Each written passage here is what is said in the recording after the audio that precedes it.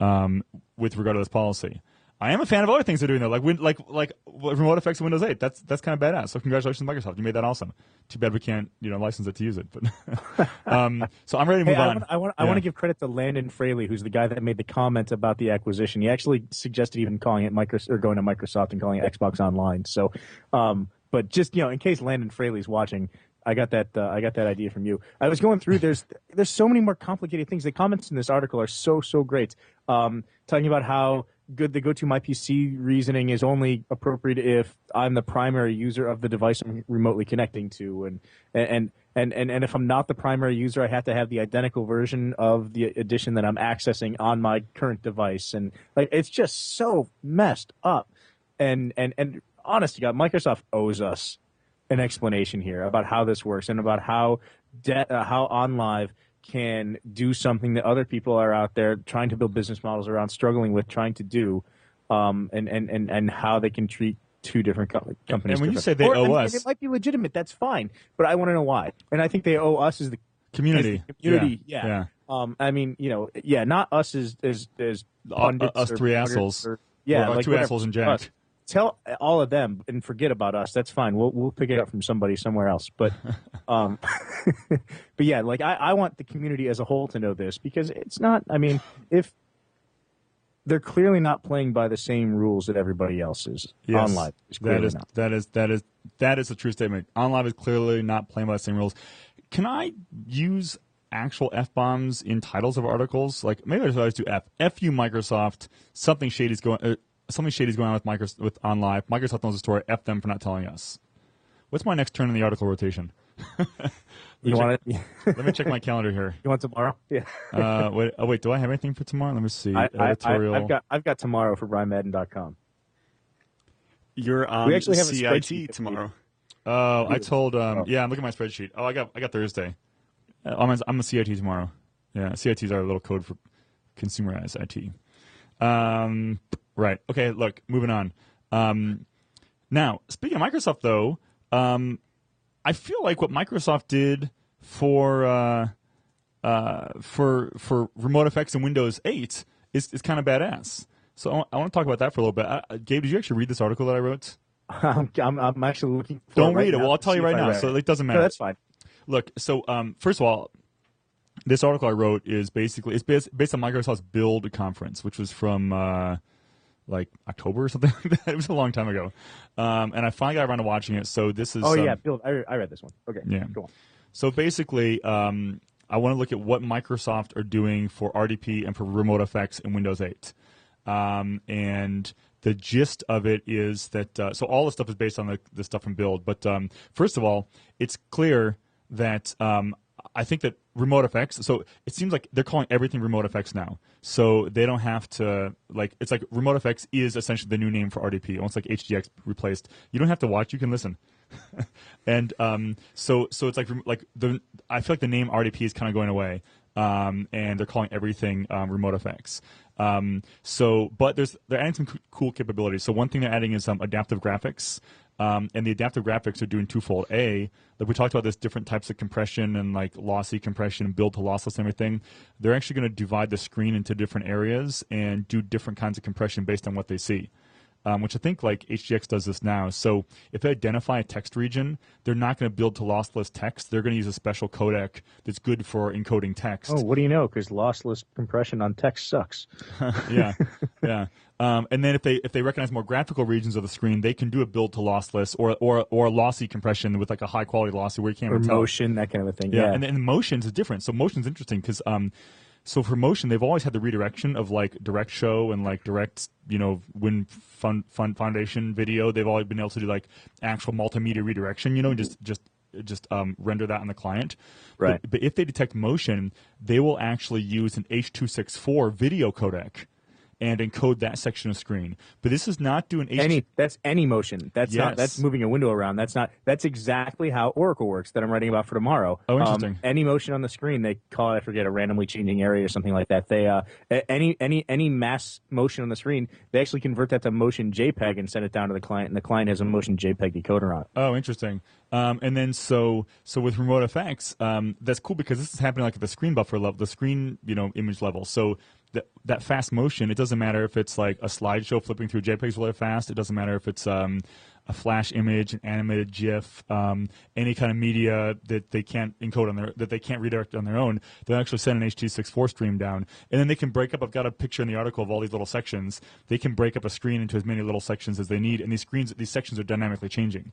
So they might see one thing as an image and send it down as a lossy JPEG, and then all of a sudden it starts moving, and they immediately build an H.264 encoding stream and start sending that down. Where's that done at? Is that done GPU, or is that do you need a encoder or something? That's another awesome thing about RemoteFX for Windows 8 is that all of this, this feature and actually all features for RemoteFX in Windows 8 are not based on having a GPU or not, or they're not based on being virtual or not. That's badass. And that's also like PC over IP a little bit then, where you can do it in software, you can do it in hardware. You still get the same feature set. Yeah, exactly. And because in Windows 7 it was tough, because Windows 7 you had to have a physical GPU. And you had to, like, only some features would work on Windows 7 and VM, but they wouldn't work as Windows 7 native, and it was just really kludgy. So now, all right, I've got an ATI like $600 graphics card that I'm going to put on eBay then. Yeah, because once so it doesn't matter if you're physical or virtual. It doesn't matter if you've got a GPU or no GPU. So because if you have a physical GPU, they can virtualize it and slice it up. They can or they can just do it all in software. And what's cool, part of these adaptive graphics also is they actually look at the network. They look at like how much bandwidth and latency and what the round trip is looking like, and they'll look at the device capabilities in the client and they'll actually tune what they're doing. So, for example, doing this H.264 encoding on the host might take more host side processing, but takes less client side decoding, or maybe they can do that and have better performance over like slower networks or whatever. Or if they're dropping a lot of packets, like the H.264 protocol itself can handle packet loss. So, or the codec itself can handle like lost bits, So they might recognize that they'll do more in H.264 if they're having a lot of traffic, a lot of packets lost. But they do all that dynamically. So they can actually make decisions to say, and you can override all this with group policy if you want to, but they'll actually make decisions that are like, okay, this client's really shitty, the network's really shitty, so I'm going to go ahead and use some more resources on my host to provide a better experience to this client. And it's exactly how they're encoding, what they're encoding is going to be different and dynamically chosen. But in the protocol changes then too, right? Because now you can also do UDP.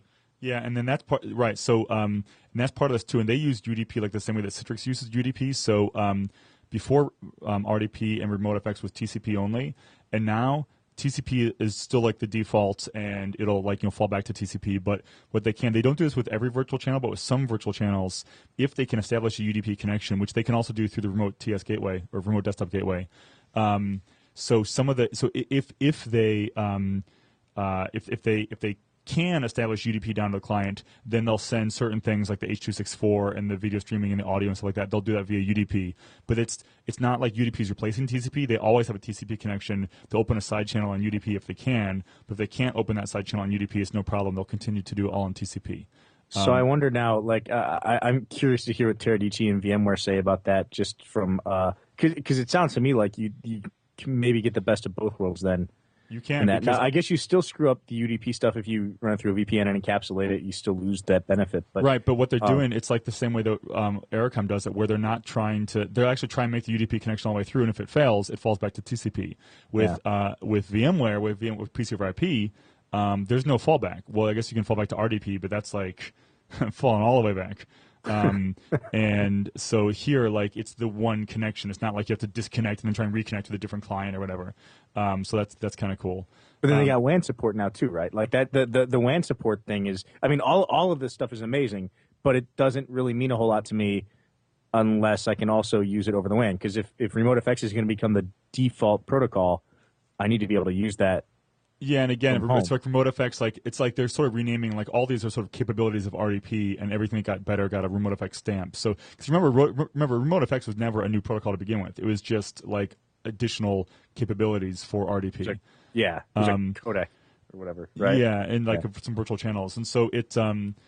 So they didn't do anything specifically for the WAN apart from everything I just mentioned, like being sensitive to the network, being sensitive to the latency, having this adaptive graphics and doing different things in different parts of the screen, being able to fall back to TCP if they needed to. All of these together combined to make it more WAN friendly. especially things like using the H.264. I mean, just the fact that they can tune the quality of that and tune the frame rates and everything. So before they're trying to send every screenshot down and it was just getting behind and tearing. That's the demos they showed where they did like literally 90% less bandwidth, where they had 30 to 50 megabits of bandwidth being cut down to 3 to 5 megabits. But the reason they did that is because they were encoding H.264 and then sending that H.264 stream down. And as you know, a 3 to 5 megabit per second, bit rate H.264 stream is going to look damn good. You know what I can't wait for is Windows Media Center, and if they can do extenders using RemoteFX and this, like, I mean, that would be incredible around your house. Yeah. But then you need the way it works Microsoft right now products. is like if you have a DivX movie or something like that, the way that works is it actually sends that down to outside of the out of band and sends that down to like your Xbox as a media center extender, and the Xbox actually renders that. But the Xbox implementation of that codec kind of sucks, so not everything works. And so if you've rendered your own movies or something and the Xbox can't decode that, you're screwed. But so you have way more options in Windows. So if you can just remote everything, execute it all on Windows, and then remote it to you via an awesome protocol, that would rock. Yeah. For those people who are still buying Microsoft products, yes. Yeah. And then the other thing too is like they also showed off, and I wrote an article about this for Consumerize IT. They also showed off a Metro style remote desktop app. And so this is like basically the remote desktop client, like the TSS or the MS TSC.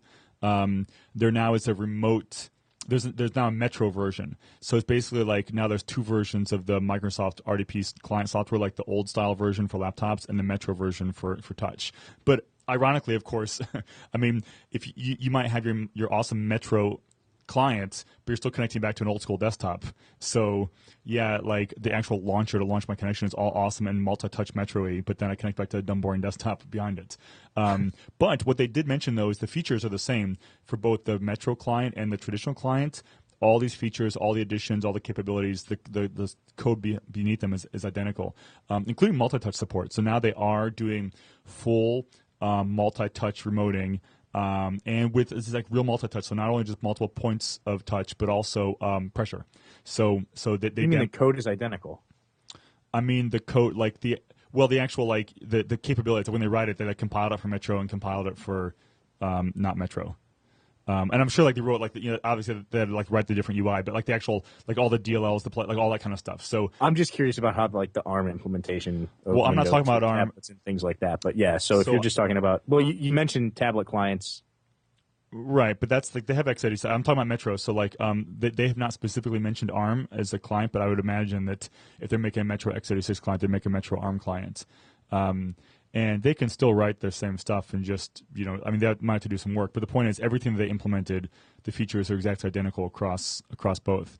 Right, okay. But the multi-touch remoting, so multi-touch remoting too. So if you have a traditional tablet, Slate PCs now I guess they're called. And it's got multi-touch, and you're remoting to like you don't have to have the Metro client to remote multi-touch, but the multi-touch they're actually remoting multi-touch as a separate input point, so it's not mouse emulation. It is 10 fingers at once and with multiple pressure, and they can remote all that in. So if you are connecting, like they demoed a Metro tablet connecting to a remote desktop that itself was running Metro, like with Metro IE on the back end, then it will be full remoted like VDI IE and feel like a nice, good Metro experience, even though that part's being remoted. So that looks really cool. I mean, like, and obviously the same limitations they're going to have are the limitations that. So it does look awesome, but of course Citrix. It's not like this is killing Citrix though, because they're still going to have the limitations of like. It's only going to be like they're going to probably have their clients that they're on thin clients and Windows clients only, and then Citrix is going to have to develop the like good Android client and the Mac client and iOS and all that kind of stuff. So it's typical Microsoft stuff, but the default. What's nice though is it raises the bar for everyone. So even though it may not be something that like we all run out and remote replace. Well, picture Hyper-V 3 now. So Hyper-V 3 comes out, and Microsoft. I mean, there's a lot of buzz about this. That Microsoft's virtualization platform is going to be the real deal at that point.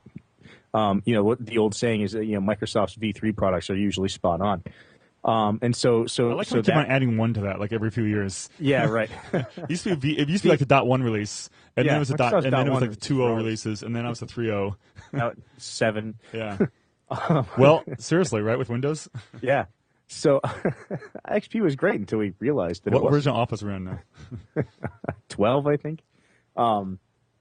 So Hyper-V R3 coming out. We've got our Hyper-V V3 coming out. We've got Windows 8, coming out too. I mean, that's a pretty potent solution if it all works together and it works the way you're saying it will. I mean, that's Except for all the confusion. I know that you've written about, is this the Citrix killer, the VMware killer, all that kind of stuff. I think you mentioned it in that article.